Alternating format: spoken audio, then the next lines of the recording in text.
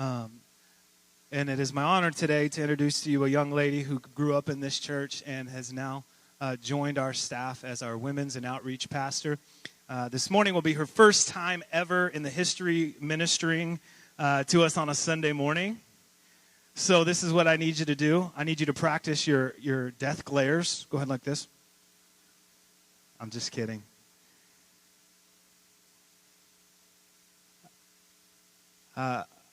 Hope has been on staff with us for 4 or 5 months now, and is in that time has just brought an energy to our office in the area of women's ministry and outreach and done some amazing things.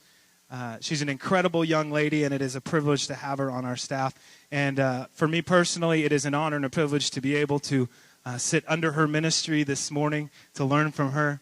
And so would you help me, please, in welcoming to the first time to this platform, Mrs. Hope Nelsen. Give her a hand as she comes. Oh, my God. Sit down. Thanks. I'm terrified, just so we're clear. Happy Mother's Day. I feel very, very privileged to be able to be preaching today. And that is actually the first time that I've ever said I'm comfortable preaching, so that is a big win for me. But I wanted to share with you something this morning. Andrew, if you want to get that picture ready. I wanted to share with you something that my children helped to keep me humble. And so this is a note, you want to put it up there, that my daughter wrote to me a couple months ago. I don't know if you can read it very well, but it says, "I'm so glad that you're my mom. You're probably not the best mom, but you're my mom, and that's what matters most." So I no pretenses of saying that I am the perfect mother up here. So that has nothing to do with what I'm preaching. I just wanted to share that with you. One of the reasons why I love being a mom. Okay. I taught her to speak truth, and I'm proud of that. So before I get started, I want you guys to pray with me because I need help. Father God, thank you so much for giving us the opportunity to come together today. Please help guide my words and open hearts and open ears to what you have to say and what we would remember what you want us to remember. And help me to not speak too fast. Amen. Okay. So a while ago, Jay started teasing me in staff meetings and saying, "Oh, Hope's going to preach this Sunday." And every time he did that, my stomach would hurt so bad that I felt like I was going to wet my pants and throw up at the same time. And so you know how you get that lump in your throat, and your heart starts to race, that it's probably something that God wants you to do and overcome. So I was like, man, I know I got to do this. So I sat down with him, and I had a serious conversation with him, and he's like, "Okay, when are you going to do this?" And I said, "Well, I really think that I should preach on Mother's Day." And it's not for the fact that I love Mother's Day or it's my favorite day of the year. Oh, here's my kids, guys. Have a seat. You can sit by... That's my Annabelle. She's the one who wrote my beautiful note, and that's my Eli. So the reason why I wanted to preach on Mother's Day isn't because I love Mother's Day. It's in fact that I'm very passionate about Mother's Day because Mother's Day actually used to be one of the most painful days of the year for me, and I used to dread it. I hated coming to church on Mother's Day. So at the end of today, I'm going to be sharing a part of my testimony of a time when I was at my worst and how a few people here in this church showed me that it wasn't too late for me. And more importantly, the role that they played on my journey of getting my hope restored. So I was in a place where spending time with me wasn't easy because I wasn't very fun to be around, but these few people showed me that I was worth fighting for. And so which brings me to my main point. I'm going to be speaking today on how it's not too late. It's never too late. And choosing loyalty comes at a great cost, but it's worth it. The Bible is full of examples of it never being too late. I wrote down a few that I wanted to tell you. I'm not going to go over them today, but I just wanted to give you them for reference. So in Joshua chapter 2, we have a woman named Rahab, and she was actually a prostitute. But she ended up being known for her great faith, and she ended up being in the line of Jesus. And then we also have in chapter 18 of Genesis, Moses' wife Sarah. She was well past her childbearing years, and an angel came to her and told her, "By this time next year, you're going to have a son." And she laughed at him in disbelief. And then, a year later, she had a son. And then we also have, throughout the Gospels, Peter. Peter denied Jesus, and he felt really ashamed about it, but he ended up being forgiven and empowered to preach at the Pentecost is when the Holy Spirit showed up. Then we also have, in Acts chapter 9, we have Saul. Saul was a man of religious position who his position set him up to actually kill or persecute Christians. But he was encountered very powerfully by God, and he actually ended up changing his name from Saul to Paul, and he ended up writing most of the New Testament. So we also have the story of Ruth. The story of Ruth is what I'm going to be speaking on today. And Ruth is a story full of people making really hard decisions that took courage and tremendous faith. It highlights the power of taking risks, trusting in a really good God, working hard, and receiving huge blessings and favor in return.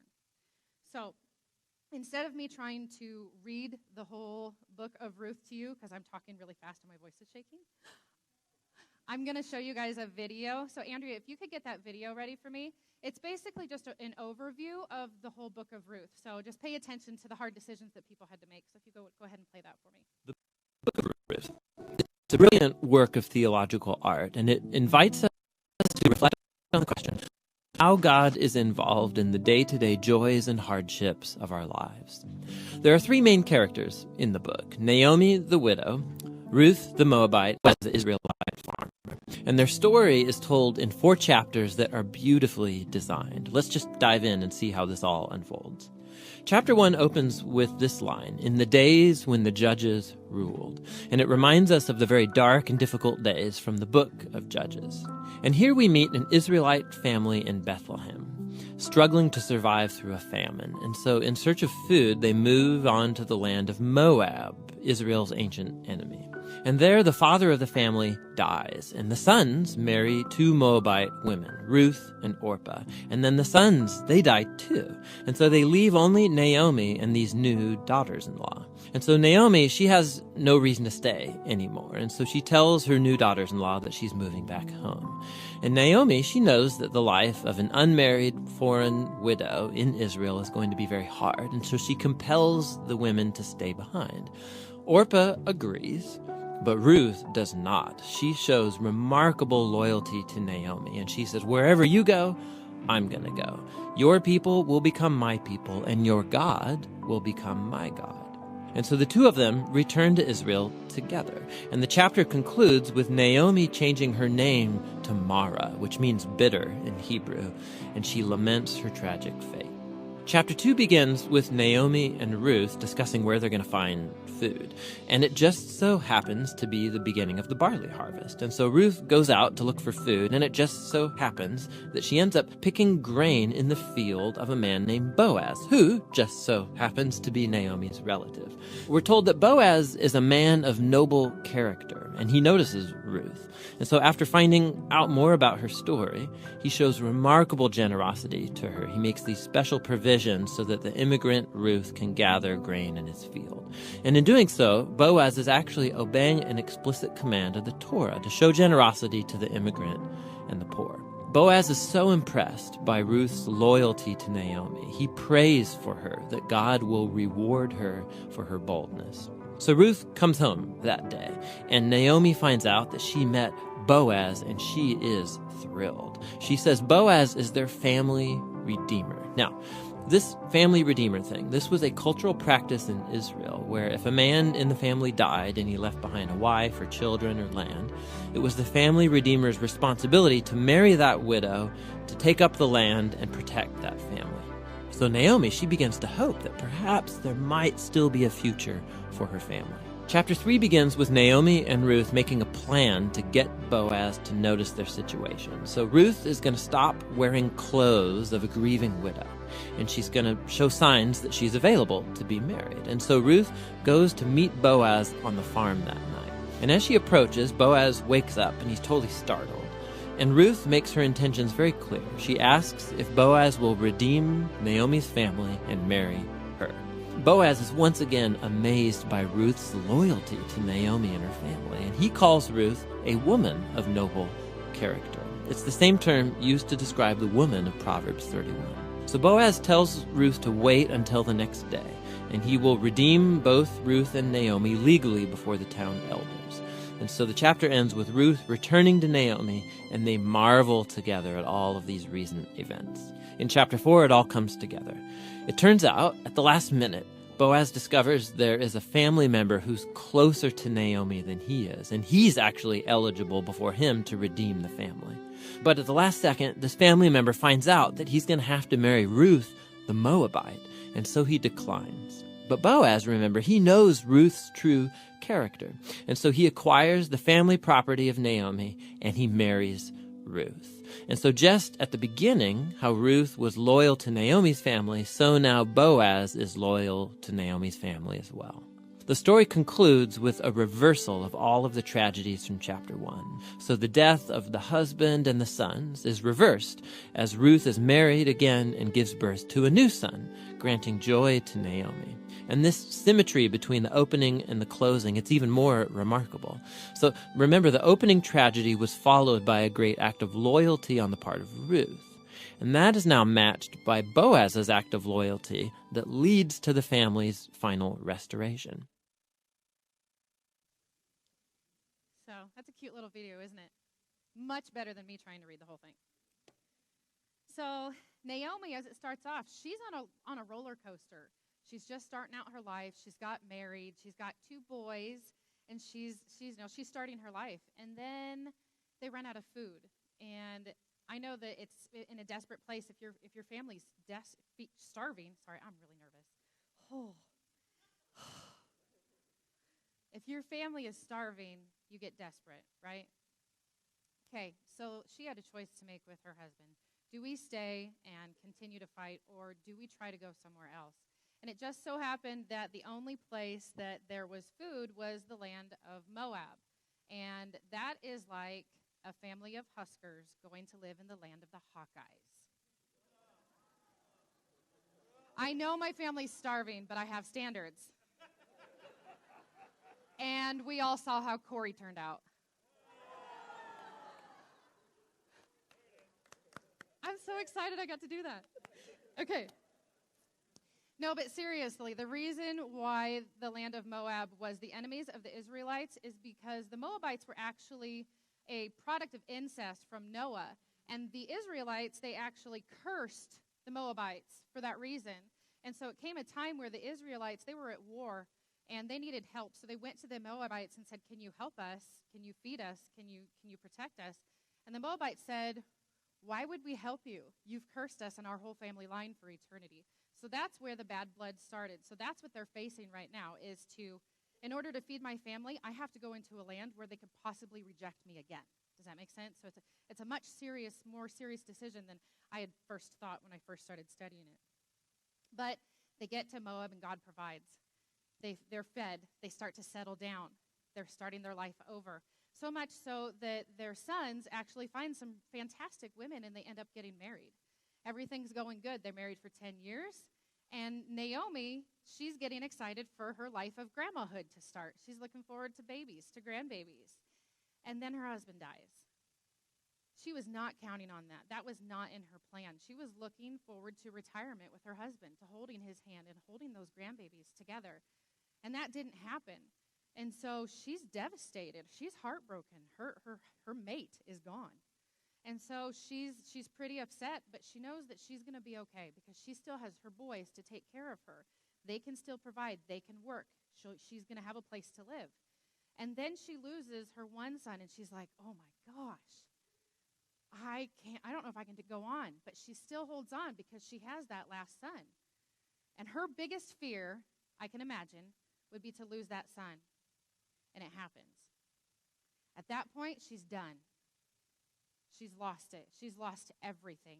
She is at her lowest point. She's scared. She feels alone. She's confused. And then she gets angry, which is natural, honestly. I think if I had lost everything at that point and my greatest fear came true, I would be ticked off too. So she gets to a point where she's like, "You know what? I'm going to own this. Just call me bitter because that's where I'm at. That's who I want to be right now because you've taken everything from me and God must be mad at me." So she's pretty not fun to be around, I can imagine. So she knows that she has no reason to stay in Moab because all of her blood relation is gone. But she knows that she can't take her son's wives with her because they would be complete outcasts going back to Israel with her because they were cursed. They were Moabites. So she sits them down and she says, listen, I love you guys. I care about you too much to put you through a life of hardship to come with me. So I want you guys to stay here. Which brings Ruth and Orpah to a point of decision. They had to make a decision of, am I going to take the hard path and go with Naomi, or am I going to choose the easy path? And the way I see it, they had three options. They could have stayed and done nothing, moved in with their parents, been under their parents, and been okay. They would have been okay. Or they could stay, live with their parents, but try to start over and get remarried. It'd be a little bit tougher, but she might have children. They might have children eventually and get remarried. Or they could take the hard path and go with Naomi. Now, this is more serious than it looks at first glance because she would have to accept that she would always be a second-rate citizen in the Israelites' eyes. She probably would never get married because the chances of an Israelite man marrying a Moabite woman are very slim. So that means she was giving up her chance of children as well. Okay? So she also was giving up her covering. She wasn't going to have her mom and dad to fall back on, to go to their house to eat dinner if she ran out of food, because they would be all alone in a land where Naomi had to pray that they would accept her again because she had lived in the land of the enemy for 10 years. She was a traitor at that point. So she had to pray that when I go back home, I hope that they still accept me. So Orpah, she says, I can't do it. I'm going to stay at home. I'm going to stay with my mom and dad. She didn't do anything wrong. I want you guys to hear me. Orpah didn't do anything wrong, but she didn't choose the hard road. Ruth had a different perspective because she had lived with this Israelite family for 10 years at this point, and she had got to know their God. She came from a completely different culture, but she had gotten to know the Israelite God, and she had heard of his goodness. She had seen that when they moved to Moab, God provided food, even though it was a risk. She saw God's faithfulness, but she also experienced God's loyalty and God's love for her when her husband herself died. She knew that he wasn't going to leave her. She trusted the fact that he loved her. And that gave her a little different perspective and a bit more confidence going into her decision. Because I truly believe that she understood who she was because she believed who God was. So, in chapter 1, verse 16, Ruth says a verse that a lot of you have heard, I'm sure, many times. And it says, don't ask me to leave you and turn back. Wherever you go, I go. Wherever you live, I live. Your people will be my people, and your God will be my God. And I've heard that verse many, many times, and it's a beautiful declaration of commitment from one person to another of, hey, where are you going to go? I'm going to follow you. But when I was studying this and I was praying on this and I was contemplating it, that verse took a whole new meaning to me all of a sudden. Because I realized that that was not her culture. That was not natural to her. She was merely reflecting what she saw God telling her. That, Ruth, where you go, I go. Where you live, I live. Your people will be my people, and I still choose you. Even when you've lost everything, even when you're at your worst, you're still worth dying for because I love you. So if I turn that around and I said it to myself, that verse, God's declaration to me makes a whole new perspective on it, is that no matter where I'm at, no matter what crappy situation, can I say crappy? Okay, lousy, no matter what lousy situation you're in, God's going to be there with me. He's not going to leave me. And that was it was just a reflection. She was mimicking and imitating her God. So Ruth decided to act on her faith, and she partnered with God, and she went to work. When she got to Israel, she didn't sit around and wait for good fortune. I think that's the difference of why I love Ruth so much, is that she saw what she needed, and she wasn't afraid to go after it. It wasn't that God told her, go do this. go to the fields and work. He didn't. We don't see that. It doesn't say that. He might have.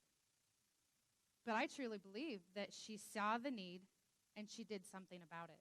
She got her hands dirty. Not only did she go to work, she went to the fields and she bled. She got on her knees. Her hands were dirty. Her hands were bleeding. Because I don't know if you've ever harvested, but if you are picking up grain, it hurts, doesn't it? After hours of picking up grain and shucking it out, your hands start to bleed. You get blisters. It's not pretty.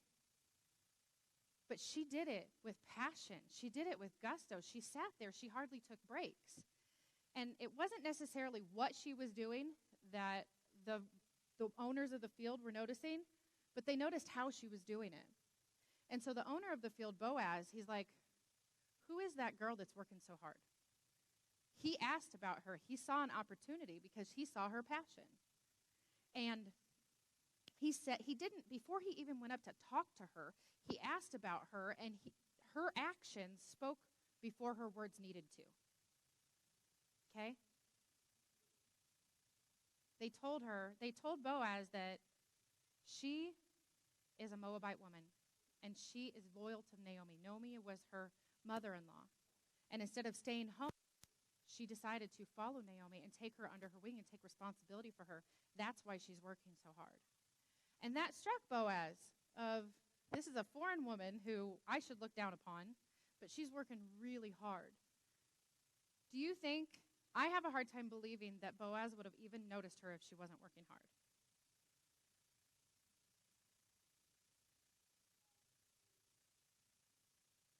There's power in getting your hands dirty. She put herself in a position to receive favor. Favor is a gift, but you can also position yourself to receive favor. So, Boaz says, hey, I've talked to the owners of the field, and they're really impressed with you. And because I feel like you are worth protecting, I want you to stay in my fields. I want you to go ahead and keep getting food out of my field. In fact, I've told my workers to drop extra food for you so you can have extra supplies, because I appreciate what you're doing for Naomi. So Boaz goes out of his way to protect this woman before she spoke to him. So she goes home and she has all this extra food. And she walks into the door and she's like, Naomi, look at all this stuff that I got. And you have to remember, Naomi's still bitter. She's still bitter, but then she realizes, you worked really hard for that. How did you get all that? How did you get all that food? And Naomi, I can imagine, she goes in and she digs her hand in all of that grain, and she's actually feeling the tangible fruits of Ruth's hard work. And she finally is able to open her eyes again to say, this might not be over.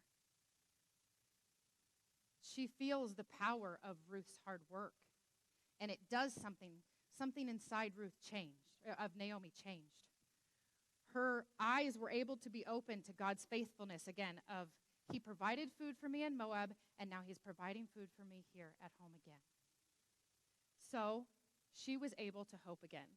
And not only was she able to hope again, something inside her stirred to the fact of, God is going to take care of me.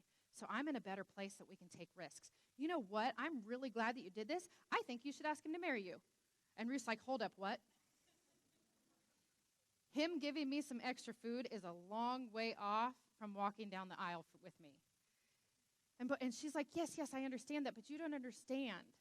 He's our kinsman redeemer. Why didn't she mention the kinsman redeemer before this?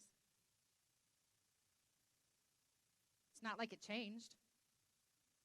She wasn't even able to see her options until she had her hope back. I know, that is good, right?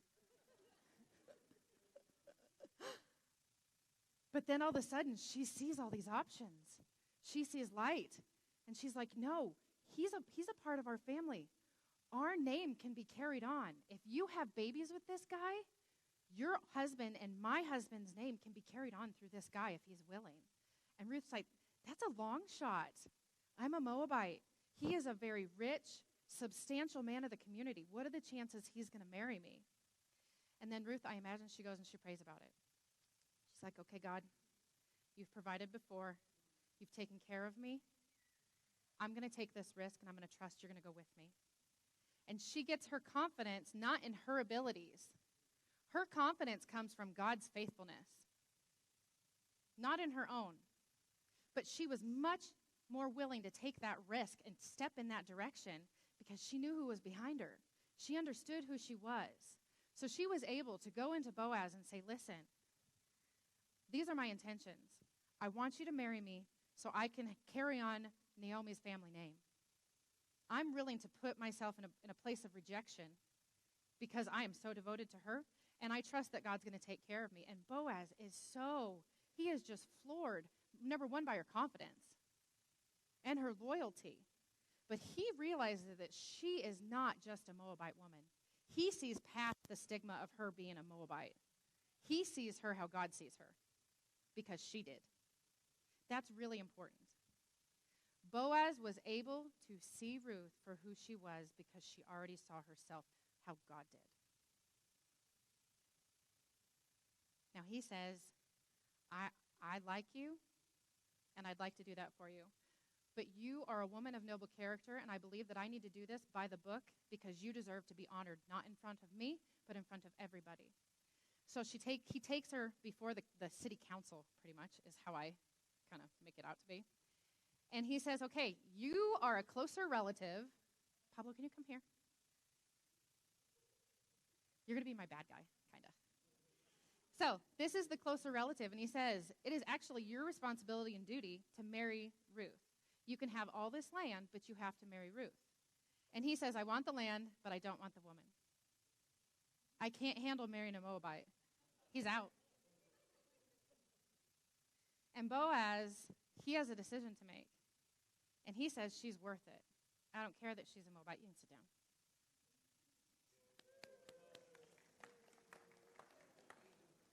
Now, did Pablo do anything wrong? No, he didn't do anything wrong. He just couldn't look past the stigma of her being a Moabite. He couldn't make the hard decision. But Boaz said, she's worth more than that. She is a woman of incredible character. I don't care where she came from because I know who she is now.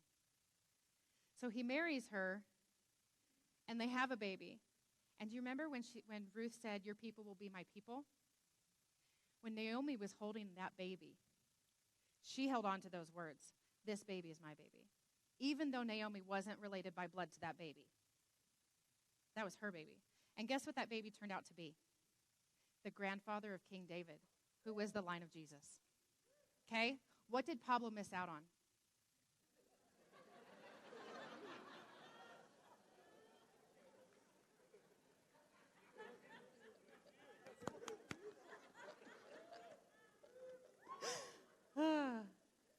Did Pablo do anything wrong?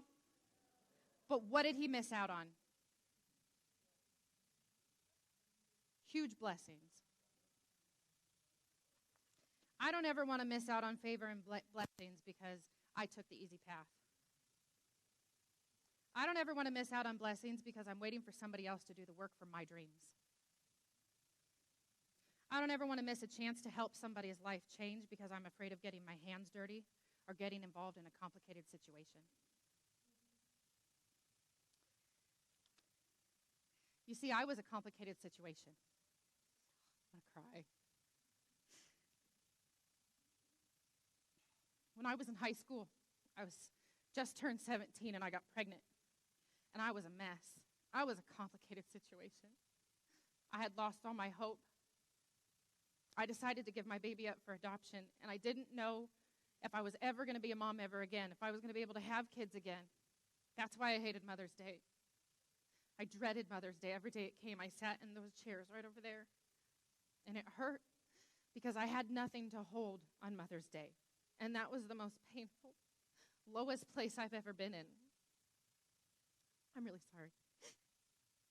But there were a few people in this church that showed me that it wasn't too late. They got their hands dirty with me. They took the time to spend time with a screwed up 16-year-old girl that was not fun to be around. showed up in the middle of the night when I couldn't sleep because I was so upset. They gave me a bear to hold on to because I had nothing to hold on to.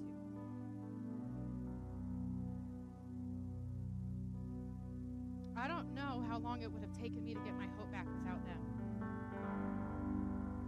Okay?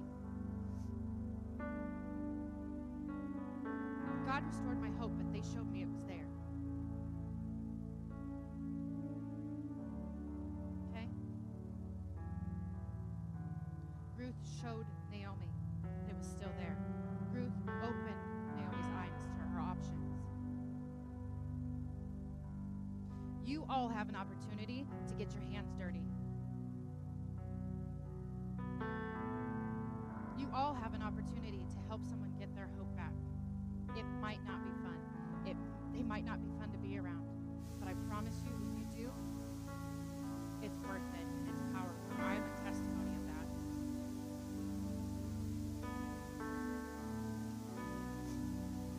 There's power in taking the hard path. Take courage to show someone who is not fun to be around that it's never too late. Don't be afraid to work hard. Partner with God and get your hands dirty. Make a plan and follow through. Dreams without goals are future heartaches. Don't just say it. Follow through.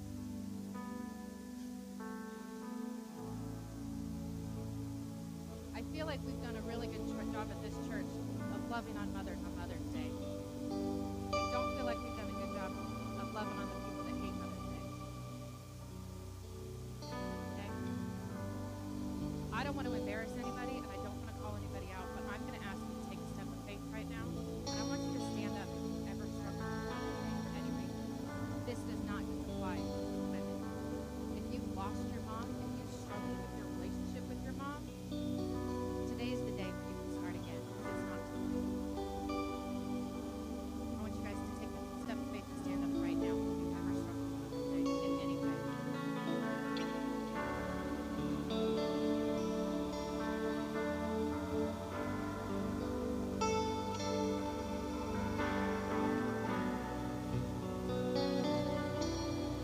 I know this is not easy.